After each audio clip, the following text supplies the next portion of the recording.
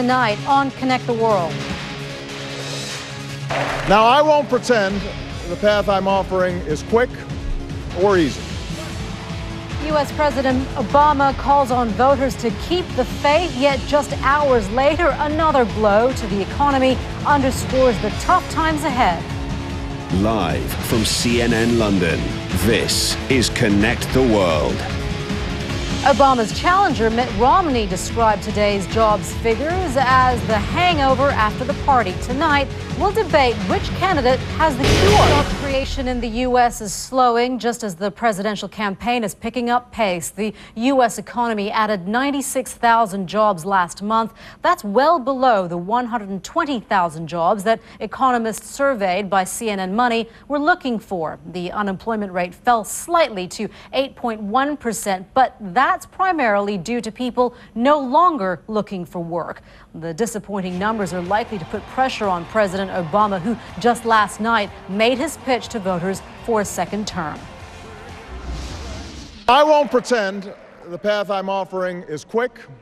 Well, that message is hard to follow, or swallow, I should say, if you are out of work and struggling to make ends meet. Maggie Lake is at a diner in New York talking to local Americans about the state of the economy. And Maggie, we heard just not too long ago that President Obama said even the jobs numbers is just not good enough.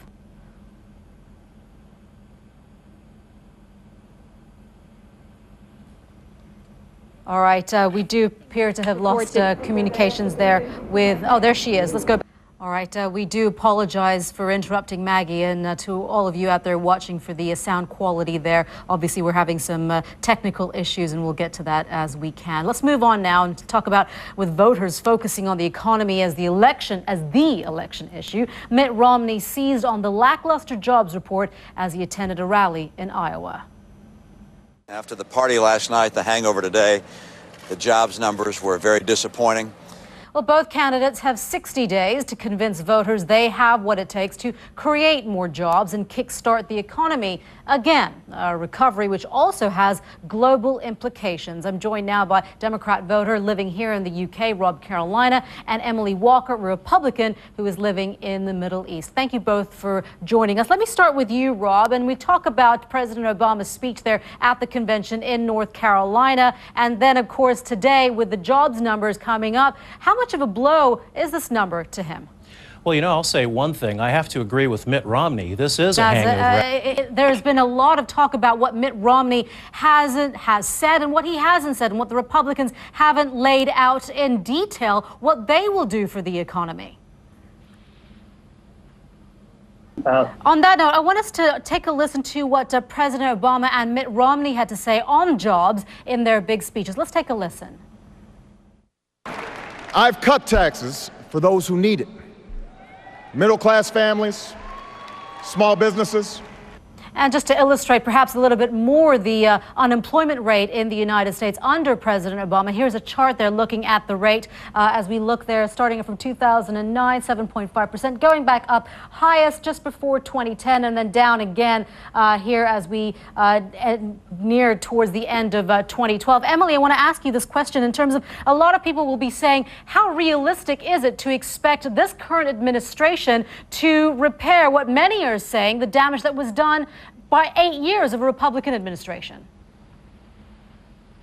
Obviously, they've had 4 years of a chance. We have not achieved what all of us here on Connect the World. You are watching Connect the World live from London. Our top story tonight, U.S. President Barack Obama has admitted the latest U.S. jobs numbers are not good enough, a day after urging voters to give him a second term in his address at the Democratic National Convention. Still to come tonight. You're watching CNN, and this is Connect the World. Hello, I'm Monita Rajpal. Authorities in France have officially identified 2 of the victims from the shooting attack in the Alps. The prosecutor in the case says the man found at the wheel of a car was Saad al-Hili, an Iraqi-born naturalized British citizen. His wife, along with another woman and a French cyclist, were also found dead. A judge in Pakistan has granted bail for a Christian girl accused of blasphemy for burning pages of the Quran. For 14-year-old Rimsha is a step closer to being released from jail. Unions and the German airline Lufthansa have made a breakthrough, ending a run of strikes in the past week. The airline's chief executive has agreed to a key union demand to immediately stop hiring external cabin crew.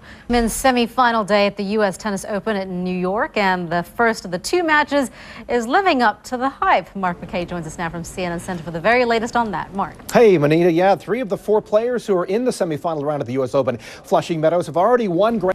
We look forward to that, Mark. Thank you very much.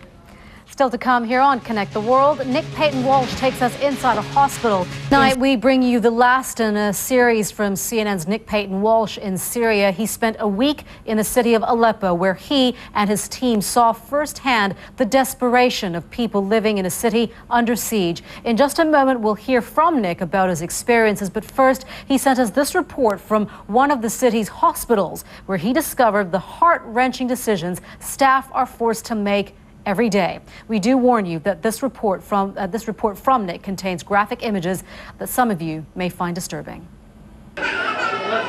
Prince Harry is back in the headlines, but this time he's far removed from the scandalous parties that raised eyebrows around the world. Britain's third in line to the throne is now on his second tour of duty in Afghanistan. Max Foster has more on what's being called a difficult and demanding job. Every good soldier holds out for active service, and a palace source has told me that Prince Harry is honoured to represent his country.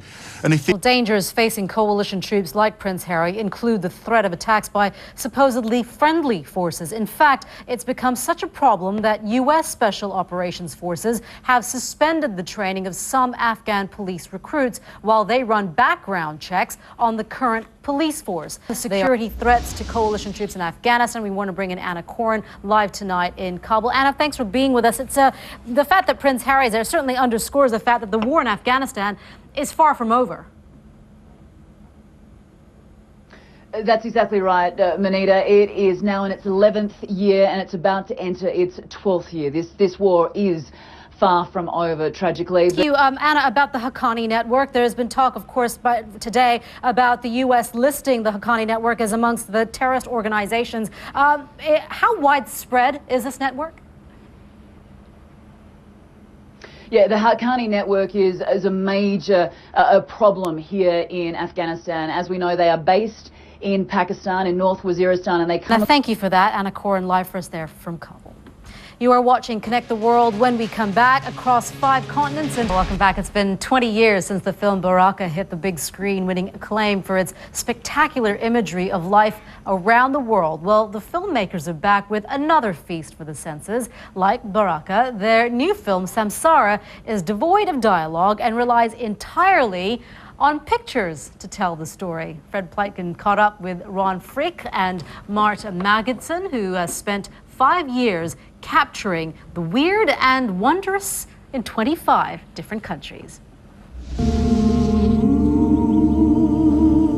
Fred Pleitgen there speaking to the filmmakers of their new film, Samsara. You just saw some stunning imagery from all over our world, so in tonight's parting shots, we thought we'd share some amazing video that is quite literally out of this world. NASA just released these breathtaking pictures of a colossal solar storm. Watch this eruption of super hot plasma off the surface of the sun. It's called a solar filament. I'm Monita Rajpal, and that was Connect the World. Thank you for watching. The world headlines are next, right here.